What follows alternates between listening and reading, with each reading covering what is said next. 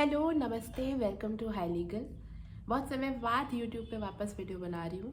तो this video is all about Rani Durgavati students जिन्होंने अभी अभी एलएलबी में एनरोल किया है या जो इवन एलएलबी कर रहे हैं काफ़ी समय से, और उन्हें समझ नहीं आ रहा कि आईडीबीबी यूनिवर्सिटी में स्पेसिफिकली आंसर राइटिंग का पैटर्न का क्या है। जो ऐसे जो भी स्टूडेंट्स हैं जो एलएलबी कर रहे हैं, तो उसमें आंसर राइटिंग का क्या पैटर्न है, उसके लिए स्पेसिफिकली ये वीडियो आज बनाया गया है।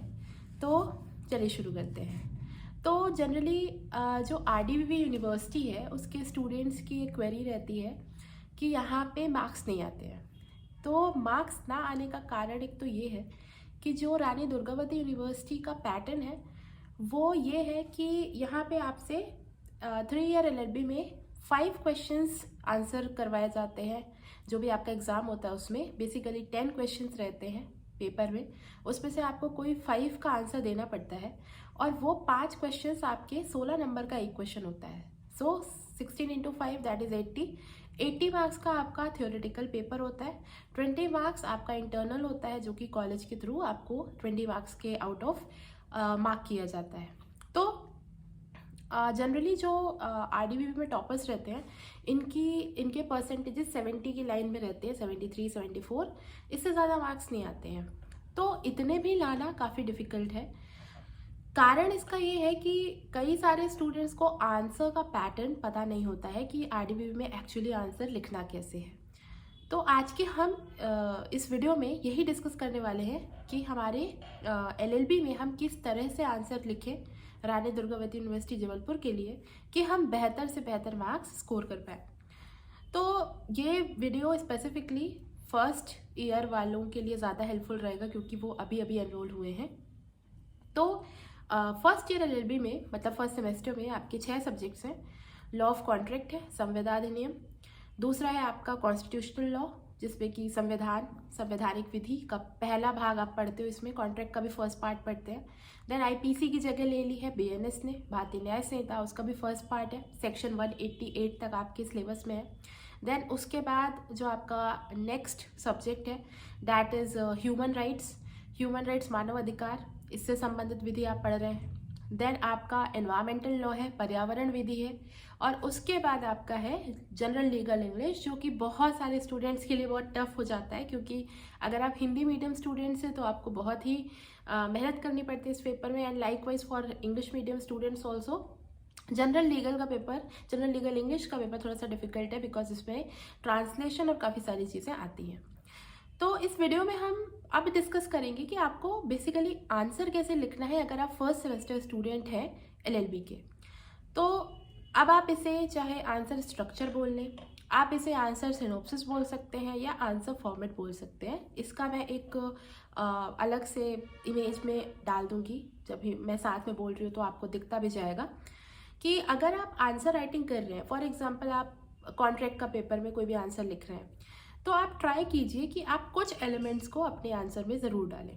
अब वो एलिमेंट्स क्या क्या होंगे, जैसे कि संविदा क्या है, ये क्वेश्चन है, संविदा क्या है और संविदा के आवश्यक तत्वों को समझाइए, what is contract and explain in detail the essential elements of the contract. अगर ये क्वेश्चन आया है तो उसमें आपको क्या क्या लिखना है ये याद रखिए। यहाँ आप सिर्फ ऐसा नहीं लिख सकते कि आपने डेफिनेशन लिख दी, एग्जाम्पल लिख दिया, ख़त्म हो गया। ये लॉ है, एलएलबी है, this is very different from normal courses like BA, BSc and BCom. यहाँ आपको थोड़ा सा टेक्निकल तरीके से आंसर राइटिंग करनी होती है। आरडीबीबी यूनिवर्सिटी में अगर आप डायग्राम्स का यूज़ करते हैं, आपकी प्रेजेंटेशन बेटर है, तो आप बहुत अच्छे मार्क्स स्कोर कर सकते हैं। तो मैं आपको एक एग्जांपल देती हूँ। जैसे हम कॉन्ट्रैक्ट की बात कर रहे थे, what is contract and describe essentials of a valid contract, अगर ऐसा क्वेश्चन आता है, सबसे पहले आप इस पर कैसे लिखेंगे, आंसर स्ट्रक्चर क्या होना चाहिए आपका, वो देखते हैं।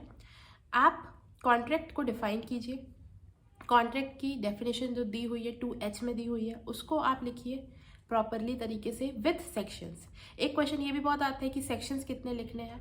आप सारे सेक्शंस याद करने मत जाइए, जो इम्पोर्टेंट टॉपिक्स है एग्जाम पॉइंट ऑफ व्यू से आप उन सभी टॉपिक्स के जो सेक्शन है उनको आप लर्न कीजिए। जैसे आपको पता होना चाहिए कि कॉन्ट्रैक्ट कहाँ डिफाइंड है, 2H में डिफाइंड है, तो आपको ऐसे आंसर में लिखना पड़ेगा कि अकॉर्डिंग टू सेक्शन 2H या धारा 2 के H के अनुसार संविदा या कॉन्ट्रैक्ट इस तरीके से परिभाषित किया गया है, it has been defined like that, है ना। फिर उसके बाद आपने डेफिनेशन दे दी, फिर आप इसके साथ में एक दो जो अपने जूरिस्ट होते हैं उनकी डेफिनेशंस भी दे सकते हैं, जैसे अकॉर्डिंग टू एंसन क्या है या अकॉर्डिंग टू जो भी आपके ऑथर्स दिए रहते हैं उनके अकॉर्डिंग क्या डेफिनेशन है आप वो मेंशन कीजिए। ये हमारा डेफिनेशन पार्ट हो गया। फिर एसेंशियल्स क्या क्या है कॉन्ट्रैक्ट के, ठीक है, उस पर एक ऑफर होना चाहिए, एक्सेप्टेंस होनी चाहिए, कंसिडरेशन होना चाहिए, फिर उसके बाद में एनफोर्समेंट बाय लॉ होना चाहिए, तब वो कॉन्ट्रैक्ट बनता है, ठीक है। आपको ये एसेंशियल्स डाल के एक साइड हेडिंग डाल के कि ये है हमारे एसेंशियल्स ऑफ कॉन्ट्रैक्ट, संविदा के आवश्यक तत्व, और उसमें फिर आपको पॉइंट वाइज उसको लिखना है, फिर एक एक पॉइंट को आपको एक्सप्लेन भी करना है। अब यहाँ पे आप चाहें तो डायग्राम का यूज़ कर सकते हैं, आप जितना ज़्यादा से ज़्यादा डायग्राम का यूज़ करके समझाएंगे आपको लिखना कम पड़ेगा, और आंसर का जो डायग्रामेटिक रिप्रेजेंटेशन होता है वो देखने में बेहतर लगता है और आपको ज़्यादा मार्क्स गेन करने का चांस रहता है, ठीक है। Then you can also write types of contract या टाइप्स ऑफ अग्रीमेंट वगैरह आप इसमें ऐड कर सकते हैं। अगर आपके पास अगर क्वेश्चन ऐसा है कि आप उसमें ऐड कर सकते हो, टॉपिक से हटके नहीं है, तो आप उसमें ऐड कर दीजिए। देन उसके बाद आपके कुछ लीडिंग केसेस हैं, जैसे हर टॉपिक से रिलेटेड हम जानते हैं एज अ लॉ स्टूडेंट, आपने पढ़ना शुरू किया होगा तो आपको पता होगा कि जब भी हम पढ़ते हैं तो कुछ उस टॉपिक से रिलेटेड इंपॉर्टेंट केसेस होते हैं। जैसे कॉन्ट्रैक्ट में आप मोहरी बीबी वर्सेस धर्मदास घोष का केस पढ़ते हैं, आप सत्यव्रत घोष का केस पढ़ते हैं, उसके अलावा आप कालिल वर्सेस कार्बोनिक पढ़ते हैं। तो स्पेसिफिक टॉपिक से रिलेटेड जो भी आपके इम्पॉर्टेंट केसेस हैं आप उनको एक साइड हेडिंग दे के महत्वपूर्ण वाद या इम्पॉर्टेंट केसेस आप 2, 3, 4 जितने आपकी कैपेबिलिटी हो, कैपेसिटी हो लिखने की, उस अकॉर्डिंग उस टॉपिक से रिलेटेड 3-4 केसेस या जितने भी आप चाहें आप उसमें लिख दीजिए। देन एग्जाम्पल्स या इलस्ट्रेशंस, जैसे बीएनएस में आप दृष्टांत पढ़ते हैं, इलस्ट्रेशन पढ़ते हैं, वैसे ही कॉन्ट्रैक्ट में आपके इलस्ट्रेशंस दिए हुए हैं, जैसे क्या संविदा है क्या संविदा नहीं है, what is contract, what are not contracts. तो इस चीज़ से रिलेटेड आप एग्जाम्पल्स का एक अलग से साइड हेडिंग देख के एक दो जितने भी एग्जाम्पल्स आपको समझ में आते हैं आप वो लिख सकते हैं, ठीक है। इसके अलावा लास्ट में आप ट्राई कीजिए कि जो भी आंसर है आप उसको एंड कीजिए प्रॉपर तरीके से, जिसे हम कंक्लूजन बोलते हैं, निष्कर्ष बोलते हैं, ठीक है। इसके अलावा अगर आपसे कोई एडिशनल चीज़ पूछी गई है, जैसे मान लीजिए क्वेश्चन में ही ऐड है what agreements are contract, all agreements are contract और ऑल कॉन्ट्रैक्ट्स आर एग्रीमेंट, कौन सा स्टेटमेंट सही है, तो उससे रिलेटेड आपको एक अलग से साइड हेडिंग देके उससे रिलेटेड कंटेंट उसमें आपको जोड़ना पड़ेगा। अब जो ये आंसर स्ट्रक्चर है आप ट्राई कीजिए कि जो आपका आंसर का फर्स्ट पेज रहेगा आप वहीं पे इसको पूरा इन अ डायग्राम फॉर्म आप इसको नोट डाउन कर लीजिए, ताकि जो एग्जामिनर रहेगा वो एग्जाम में जब आपकी कॉपी चेक करेगा तो वो पहले ही देख लेगा कि आपके आंसर के कंटेंट में क्या क्या है। जैसे आपने लिख दिया सेक्शन क्या है, देन उसके बाद आपने डेफिनेशंस पे नाम लिख दिया कि एंसन की डेफिनेशन के अकॉर्डिंग आप फर्स्ट पेज पे ही, मैं यहाँ पे इमेज में डाल दूंगी कैसे करना है, फर्स्ट पेज में ही आप सेक्शन लिख दीजिए, परिभाषा डेफिनेशन डाल के according to Anson, according to Woodford, जो भी आपके अकॉर्डिंग टू ब्लैकस्टोन, जो भी आपके ऑथर्स हैं उनके नाम के according. Then types of contract मान लीजिए आपने हेडिंग बना दी, उसमें आप लिख दीजिए। देन इंपॉर्टेंट केसेस, आपने जो जो केसेस लिखे हैं उनके नाम लिख दीजिए, जैसे आपने कालिल वर्सेस कार्बोनिक एक्सप्लेन किया है तो उसका नाम लिख दीजिए, मोहरी बीबी किया है तो उसका नाम लिख दीजिए, ठीक है।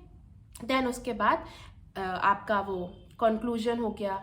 ऐसे करके आप फर्स्ट पेज पे ही एक आंसर स्ट्रक्चर बना सकते हैं, जिसे आप सिनॉप्सिस बोल सकते हो, आंसर फॉर्मेट बोल सकते हो, कुछ भी एज पर योर डिस्क्रिप्शन आप अपना वहाँ पे नोट डाउन कर सकते हैं। इससे इजी ये रहेगा कि आप फर्स्ट पेज देख देख के फटाफट आप अपना आंसर लिख सकते हैं, ठीक है। तो ये आपका आंसर फॉर्मेट का तरीका है जो आपको फॉलो करना है। आपको ज़्यादा से ज़्यादा कोशिश करनी है कि आपका प्रेजेंटेशन अच्छा हो, आप कंटेंट भी लिखें, कंटेंट से हट करके ना लिखें, और डायग्राम्स का यूज़ करके आपको लिखना कम पड़े और देखने में सही लगे, सटीक लगे। अगर आपको सेक्शन याद नहीं है तो गलत सेक्शन आपको नहीं लिखने हैं।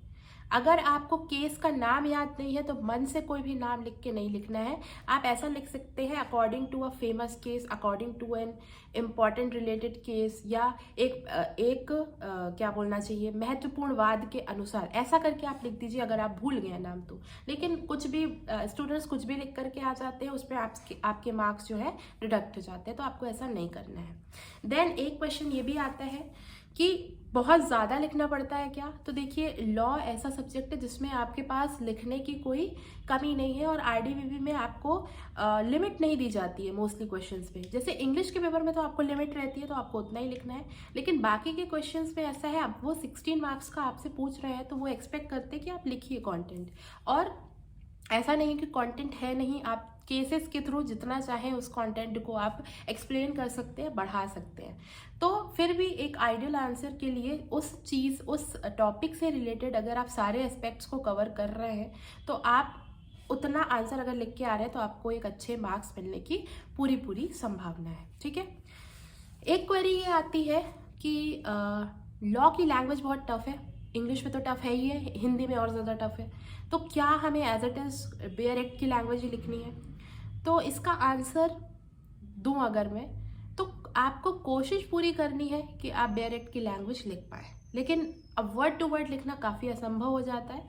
तो उस केस में आप ये कर सकते हैं कि जो कीवर्ड्स होते हैं, जैसे हर सेक्शन के कुछ इंपॉर्टेंट पॉइंटर्स हैं, तो उनको आपको एज इट इज़ क्या करना है, एग्जाम में लिखने की कोशिश करनी है। जैसे मैं एग्जांपल दूं कि जैसे अपन कुछ टॉपिक पढ़ते हैं, जैसे डिसऑनेस्टली एक वर्ड अपन देखते हैं, मेंस रिया का टाइप है बीएनएस में, तो डिसऑनेस्टली को तो आप डिसऑनेस्टली ही लिखिए। ठीक है।